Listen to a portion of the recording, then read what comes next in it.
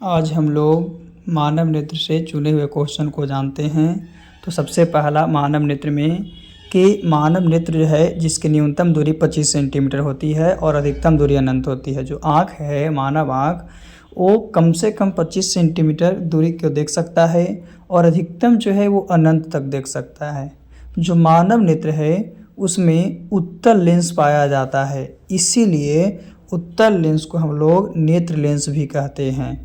और इसमें बना जो प्रतिबिंब होता है वो आपका वास्तविक, उल्टा और वस्तु से छोटा होता है। यानी मानव नेत्र में जो प्रतिबिंब बनता है वास्तविक, उल्टा और वस्तु से छोटा होता है। जो मानव नेत्र है, मानव नेत्र में कच्चाव द्रव या नेत्रोध के कारण आंसू आता है। आंसू आने का प्रमुख कारण क्या है? तो कच्चाव द्रव या नेत्रोध, जो कि लेंस और रेटिना के बीच स्थित होता है। जो लेंस और रेटिना के बीच स्थित होता है। तो मानव नेत्र जो है कभी क्या है कि दूर स्थित वस्तु या निकट स्थित वस्तु को नहीं देख पाता है, तो दोष कहलाता है। जो 4 होते हैं, कितने? 4। इसमें निकट दृष्टि दोष है। तो निकट दृष्टि दोष मतलब निकट दृष्टि दोष होगा तो निकट की वस्तु नहीं दिखेगा। कभी कभी पूछता है कि वैसे दृष्टि दोष जिसमें निकट की वस्तु साफ साफ क्या है? दिख रही है। तो निकट की वस्तु अगर साफ साफ दिख रही है तो आपका क्या है? निकट दृष्टि दोष हुआ है ना। यानी जो दोष होता है वो गला नजर आता है, लेकिन निकट दृष्टि दोष में आपका दूर की वस्तु नहीं दिखेगा। और निकट दृष्टि दोष के उपचार के लिए अवतल लेंस का प्रयोग करते हैं। एक क्वेश्चन अक्सर पूछता है। फिर बात करते हैं दूर या दीर्घ दृष्टि दोष में दूर की वस्तु आपको दिखेगा लेकिन नज़दीक की वस्तु नहीं दिखेगा, और इसके लिए उत्तल लेंस का प्रयोग किया जाता है। फिर है जरा दूरदर्शिता। तो जरा दूरदर्शिता में आपका क्या है कि ये शरीर में लचीले फैलाने के कारण होता है, और इसमें बायोफोकल लेंस का प्रयोग करते हैं, जिसको द्विफोक्सी लेंस भी कहते हैं। बायोफोकल कहने का मतलब उत्तल और अवतल दोनों लेंस होंगे। फिर अबिंदुकता की बात करते हैं। तो अबिंदुकता दृष्टि दोष के लिए गोलीय बेलनाकार लेंस का प्रयोग करते हैं। अबिंदुकता दृष्टि दोष के लिए गोलीय बेलनाकार लेंस का प्रयोग करते हैं। फिर है छड़ और शंकु। छड़ और शंकु के कारण ही हम लोग किसी रंग को, किसी कलर को पहचानते हैं या उसके आकार को पहचानते हैं। बिना छड़ और शंकु के उसके आकार या रंग को नहीं पहचाना जा सकता है। फिर बात करते हैं प्रिज्म की। तो प्रिज्म जो है 5 सतहों का बना होता है, 5 सतहों से घिरा होता है, और इसमें जो बना कोण होता है वो 60 डिग्री के होता है। यानी प्रिज्म में 5 सतह है और इसमें बना हर कोण, जितने भी कोण बना हुआ है वो सब का सब 60 डिग्री होता है।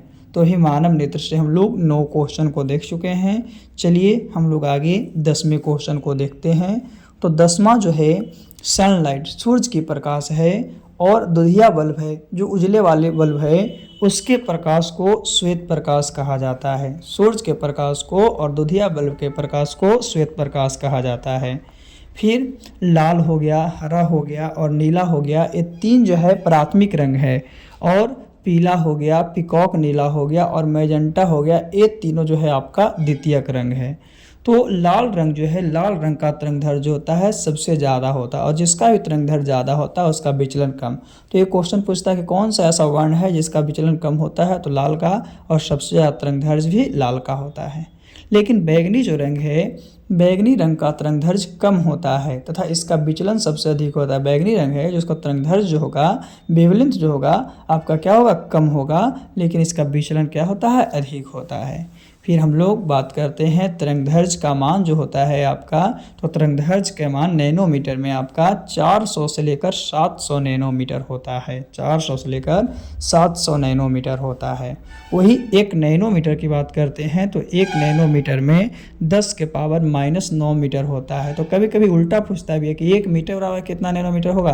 तो 1 मीटर बराबर 10 के पावर 9 मीटर नैनोमीटर होगा। तो अगर उल्टा पूछेगा तो ऐसे, नहीं तो 1 नैनोमीटर 10 के पावर -9 मीटर के बराबर होता है। और 1 एंगस्ट्रम जो है आपका 10 के पावर -10 मीटर के बराबर होता है। 1 एंगस्ट्रम जो है 10 के पावर -10 मीटर के बराबर होता है। फिर बात करते हैं लाल रंग का। तो लाल रंग का तरंगदैर्घ्य जो है 620 से लेकर 700 नैनोमीटर होता है। लाल रंग का तरंगदैर्घ्य 620 से 700 नैनोमीटर होता है। वही बैगनी रंग जो है, तो बैगनी रंग का तरंगदैर्घ्य 400 से लेकर 440 नैनोमीटर होता है। तो आगे बात करते हैं बैजानी हा पिनाला में 7 रंगों का मिश्रण। बै कहने का था बैगनी, जा कहने जामुनी, नी कहने का था नीला, हा कहने का था हरा, पी से पीला, ना से नारंगी, ला से लाल। ये 7 रंगों का मिश्रण है, उसी को हम लोग बैजानी हा पिनाला कहते हैं। फिर है स्पेक्ट्रम या वर्णपट का एक सिरा जो होता है, स्पेक्ट्रम का एक सिरा बैगनी कलर का होता है, दूसरा सिरा लाल कलर का होता है। फिर बात करते हैं कि प्रकीर्णन का अर्थ क्या है। तो प्रकीर्णन का अर्थ होता है फैलाना, छितराना या बिखरना। कोई चीज़ पढ़ने के बाद फैल जाएगा तो ही प्रकीर्णन कहलाएगा। फिर है कि रेले नामक वैज्ञानिक जो थे वो क्या बताए थे, टिंडल प्रभाव की जानकारी के बारे में रेले नामक वैज्ञानिक ने आपको बताए थे। कौन? तो रेले नामक वैज्ञानिक टिंडल प्रभाव की जानकारी के बारे में बताए थे। फिर है आपका कि अंतरिक्ष यात्री को आकाश जो है नीला की अपेक्षा काला प्रतीत होता है। ऐसा पूछता है कि अंतरिक्ष यात्री को आकाश कैसा प्रतीत होता है, तो काला। क्यों? क्योंकि वहाँ पे प्रकाश का प्रकीर्णन नहीं होता। जहाँ प्रकाश का प्रकीर्णन ही नहीं होगा वो सब जगह कैसा होगा, काला होगा। चलिए आगे बात करते हैं। मानव नेत्र जो है उसमें रेटिना पर बना प्रतिबिंब लगभग 1/16 सेकंड तक रहता है। अगर किसी चीज़ को हम लोग देखते हैं तो उसका इमेज हमारी आंखों तक बनता है, वो 1/16 सेकंड तक होता है। फिर है मानव नेत्र के दृष्टि पटल पर किसी वस्तु का प्रतिबिंब। अगर हम लोग किसी वस्तु को देखते हैं तो हमारे आँख का जो रेटिना है, दृष्टि पटल, उसी पे किसी वस्तु का इमेज बनता है। फिर है नेत्रदान अगर कोई व्यक्ति करता है तो नेत्रदान करते समय वो आँखों के कॉर्निया को दान में दिया जाता है, आँखों के कॉर्निया को दान में दिया जाता है। फिर है श्वेत प्रकाश। तो श्वेत प्रकाश को अलग अलग रंगों में विभक्त होने की घटना वर्ण विक्षेपण कहलाती है, और यही वर्ण विक्षेपण के उपरांत 7 रंगों की एक रंगीन पट्टी दिखाई देती है। वही 7 रंगों की रंगीन पट्टी को स्पेक्ट्रम या वर्णपट कहा जाता है। तो ये क्वेश्चन पूछता है कि श्वेत प्रकाश को कितने रंगों में मतलब विभिन्न रंगों में विभक्त होने की घटना क्या कहेंगे, तो वर्ण विक्षेपण कहेंगे। फिर न्यूटन ने सबसे पहले, न्यूटन ही जो व्यक्ति थे, सर आइजैक न्यूटन जो पूरा नाम था, यही सबसे पहले कांच की प्रिज्म की मदद से सूरज की रोशनी का स्पेक्ट्रम प्राप्त किया था। पूछता है कि सूरज की रोशनी का स्पेक्ट्रम सबसे पहले कौन प्राप्त किए थे, तो न्यूटन ने। किससे? तो प्रिज्म की मदद से।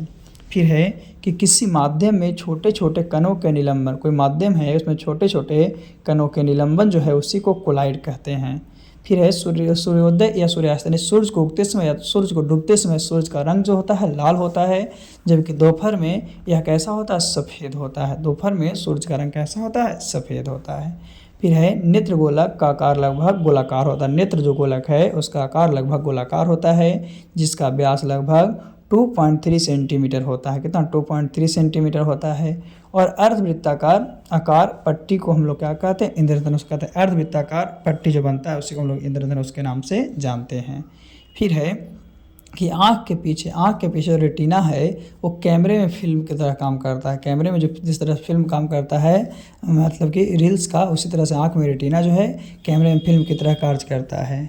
फिर है नेत्र गोलक बात करते हैं। तो नेत्र गोलक के सबसे सूक्ष्मग्राही परत को रेटिना कहते हैं। नेत्र गोलक के सबसे सूक्ष्मग्राही परत को रेटिना कहा जाता है। तो ये आपका मानव नेत्र का सबसे इम्पोर्टेंट चुना हुआ क्वेश्चन था, जो कि आपको एग्ज़ाम में अक्सर पूछा जाता है। तो ये आप याद रख लीजिएगा। अगले दिन हम आपको जो भी वीडियो के साथ आएंगे जो कि आपके एग्ज़ाम के लिए बहुत ज़रूरी है। तो आज के लिए इतना ही क्वेश्चन, जिसमें आपको 33 क्वेश्चन को बताया गया है। आप लोग अच्छे से पढ़कर इसे ध्यान में रखिएगा। और अगर आपको PDF की ज़रूरत होगी तो आपको एक नंबर है जिस पे इसे आपका दिया गया है, या चैनल को सब्सक्राइब कीजिएगा, तो उसमें से आप कमेंट के माध्यम से आप PDF को प्राप्त कर सकते हैं। तो आज के लिए इतना ही काफ़ी है। फिर से हम लोग मिलते हैं अगले वीडियो में।